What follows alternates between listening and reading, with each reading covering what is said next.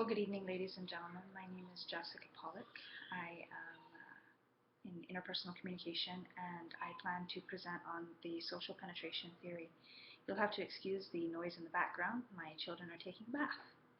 We begin this presentation with a quote from Tom Hanks. Truth is, I'll never know all there is to know about you, just as you will never know all there is to know about me. Humans are by nature too complicated to be understood fully. So, we can choose to either approach our fellow human being with suspicion or to approach them with an open mind, a dash of optimism, and a great deal of candor. I especially like this quote because of the great deal of optimism it portrays in how we interact and build relationships with each other. Relationships can essentially define us. How we interact with a person dictates a lot about who we are at our core. What do we believe in? Why do we have the morals that we do? Throughout this presentation today, we look at defining social penetration theory and then how it was applied, and then some research to back up and some criticisms. So firstly, who developed the theory? Altman and Taylor developed this theory, and they define it as the idea that relationships become more intimate over time when partners disclose more and more information about themselves. This seems quite logical to me. As relationships develop, persons communicate from that superficial layer to deeply personal topics, slowly getting to the core of a person. This is called the onion theory. And we're going to talk about that a little bit later, but I want to talk about how relationships develop and what takes part in that. So essentially, when we begin relationships, there is a giver of information and there's a receiver of information. So the person on the giving end obviously is the person sending the information to the receiver who is receiving it. The person who is giving that information in return is hoping for a reward for what it is that they have just shared.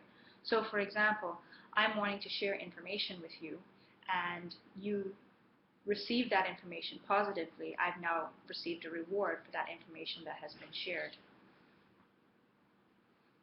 Thibault and Kelly define rewards as what an individual enjoys and costs as what turns them away. Based on this principle and these definitions, people look at relationships and weigh the cost and reward as we just discussed. If the reward is greater, they'll invest more time and more into the relationship. Now, if the cost is higher, they may choose to terminate or not start the relationship altogether. Now we go back to that idea of the onion theory. So we all have layers. As persons, we tend to, when we begin relationships, to share very little about ourselves to begin with. Those superficial things. What's my favorite food? What's my favorite color? Do I prefer dogs or cats? These are really superficial things that we want, or we're able to share with persons that aren't as scary and they aren't as intimate. Now, as the relationship develops and we're able to see that we continue to see the rewards of this relationship and that the investment is there, we continue to strip away those layers now to get to the core of who we are. And it takes time, and it's over time that those layers are constantly pulled back in order for us to get to the core essence of who we are. We're willing to peel back those layers based on what perceived rewards we're getting out of the relationship. So from a research perspective now, Altman and Taylor stated that social penetration theory in relationship was done in face-to-face relationships. This makes absolute sense for us because most relationships that we begin are face-to-face. When Altman and Taylor developed this in 1970, they didn't have a lot of the technology that we have today, and most relationships were based on this face-to-face communication. This is essentially important when we get into the criticisms that are done by other researchers who studied computer-mediated relationships. So, as I mentioned, face-to-face interactions and face-to-face relationships makes absolute sense. We're able to feed off of verbal and nonverbal cues. We're able to feed off of a person's facial expressions, their hand gestures, their pitches and tone and voice. We're able to better pick up on those rewards and those costs very easily within face-to-face relationships. Now, Mesh, Taubman, and Baum in 2006 and Zhang and Ling in 2004 challenged that idea and attempted to test the theory with computer-mediated relationships. This seems absolutely logical, given that times have changed. We've gone from 1970, where relationships majority were face-to-face, now to where we're in a much more technologically savvy society, and relationships can now begin online.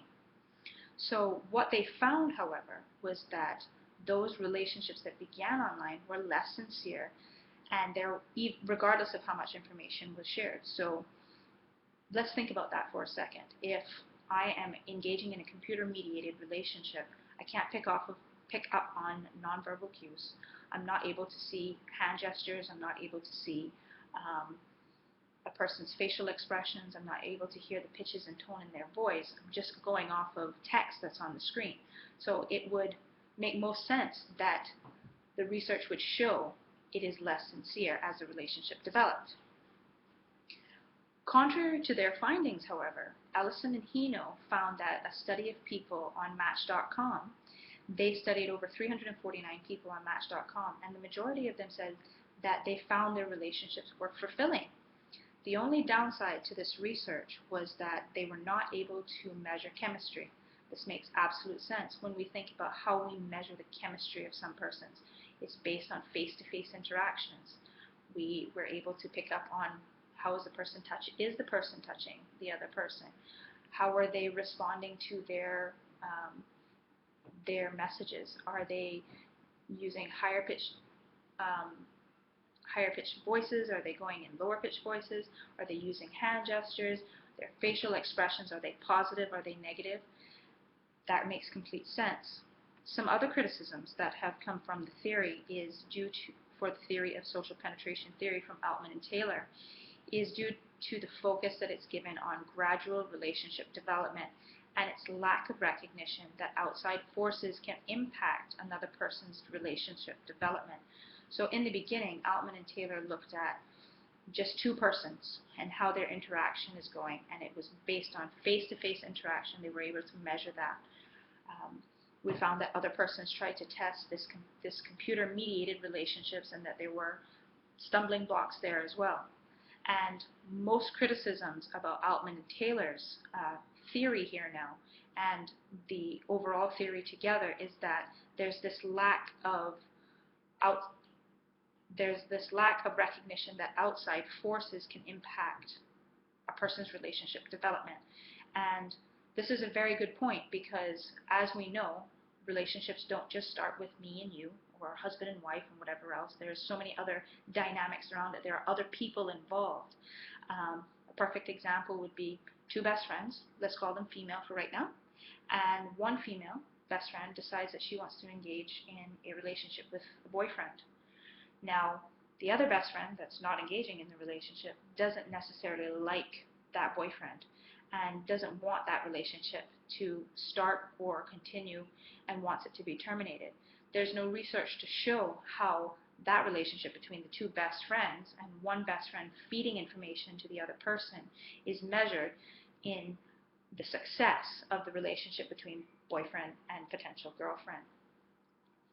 So to wrap up now, there are a lot of criticisms about social penetration theory, but overall the theory is based on the idea that we all have layers, starting from the superficial right to the core, that when we begin relationships we have to weigh the costs and the rewards, and that we only will have true intimate relationships once we're able to peel back all of those layers and get to the true core of ourselves.